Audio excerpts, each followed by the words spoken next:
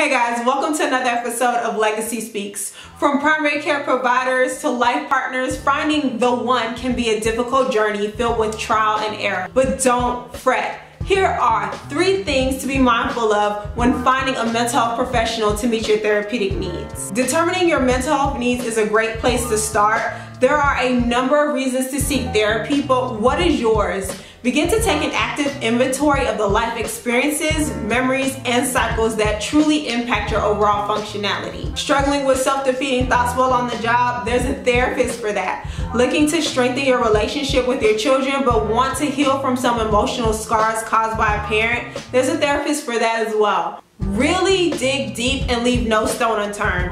It's time to unpack what has become an obstacle to where you're trying to be both mentally and emotionally.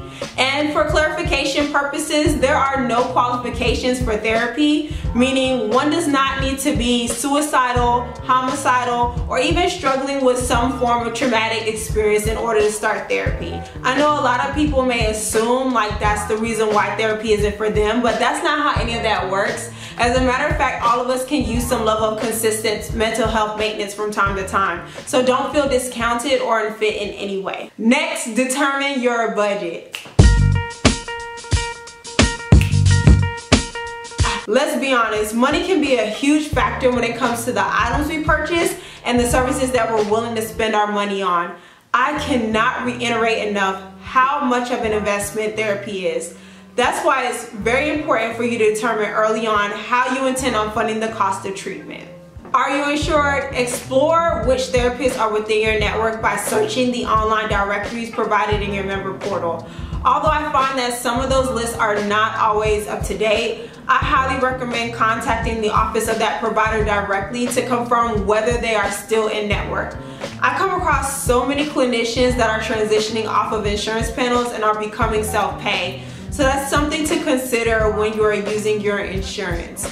Whether you're willing to pay out of pocket is another decision that you want to consider, as well as what that budget would look like for you.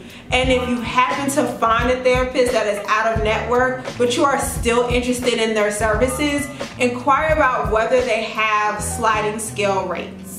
And really quickly, just to explain what a sliding scale rate, there are some clinicians out there that will offer X amount of services or X amount of sessions for a certain amount of price. So you would just let them know, hey, I currently am on a budget, or hey, I can't afford your rates, but I still would like to patronize you. I would still like to work with you for X amount of sessions. Do you have a sliding scale rate that I could potentially, subscribe to? That way I can get what I need for an affordable price. And by all means, this is something that you can utilize if you're really in need. Not all clinicians offer this, so don't be disrespectful and be like, I know y'all give out sliding scale rates. Really, no, that's very rude. But just let them know, hey, I'm currently working in a budget, or hey, things for me financially are pretty tight right now, but I still would like to gain some level of clarity through your therapeutic services. Can you work with a sister? Can you work with a brother real quick? What are your sliding scale rates? And then they'll be able to provide some. If they happen to not offer sliding scale rates, that doesn't make them a bad clinician. Like I said, some people offer them, some people don't. Not insured? Well, that's cool too. Check out local and online resources that will steer you in the right direction for more cost-effective services such as crisis hotlines and support groups. I definitely encourage you to consider group therapy as well, which can be cheaper than individual therapy since you will be sharing the same experience with multiple group members. For my 9-to-5ers, don't forget your Employee Assistance Program, also known as EAP.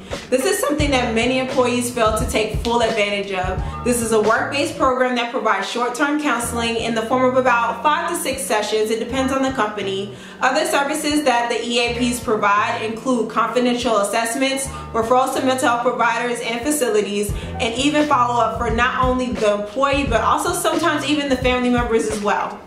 Remember, therapy is a long-term investment. Let me put it this way, the same energy that you put into finding a bomb behind eyebrow threader, or even the same energy that you put into when trying to find a legit barber, I need you to put that same energy into finding a quality therapist, okay? You do not want to be left paying for something that you're not 100% about, okay? It's just that serious, people, okay? You do not want to be leaving worse off than when you came in. So keep that same energy, all right?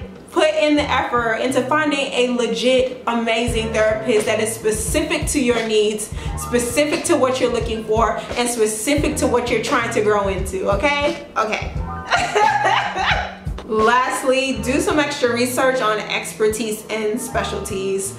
As you're building your list of prospective candidates, I'm sure you're gonna come across an alphabet soup of all these acronyms that will leave you wondering what you've gotten yourself into. Trust me, I get it. Sometimes even as a mental health professional, I get caught off guard by a few of them myself. Just know that those letters behind their names are their licensure titles, certifications, and specialties. All things that I highly encourage you to look into.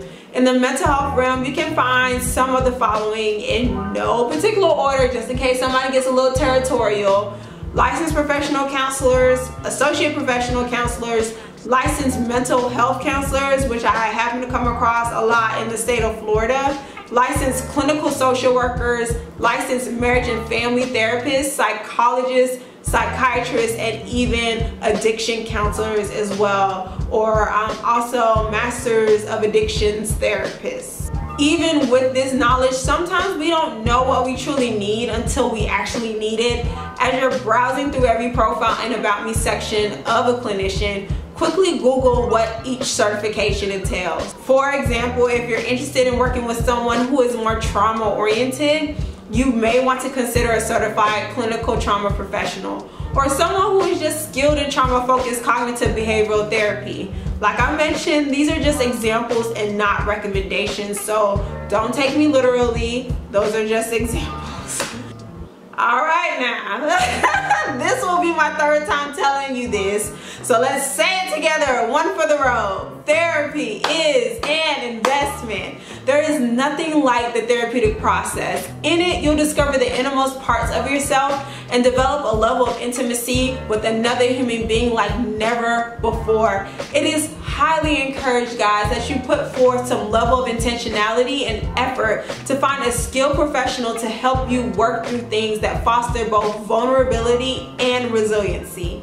Get creative with your list of therapeutic needs. There's no requisite too unrealistic or even a question too ridiculous to inquire about. Here are just a few considerations that may even weigh in on your therapeutic selection process. When you're looking at their experience, how many years have they been in the field and what populations have they worked with? When you're considering distance, how far are they from your house or even place of employment? Are you willing to drive that far? And if so, how often and on what days? What is their availability? Are their operating hours in alignment with your scheduling needs or nah? And then when you're even looking at the supplemental services, do they offer telemental health services? How often can that platform be used, and even what platform do they use? Because HIPAA is so important, right? Do they provide support groups and or workshops that you can attend outside of therapy?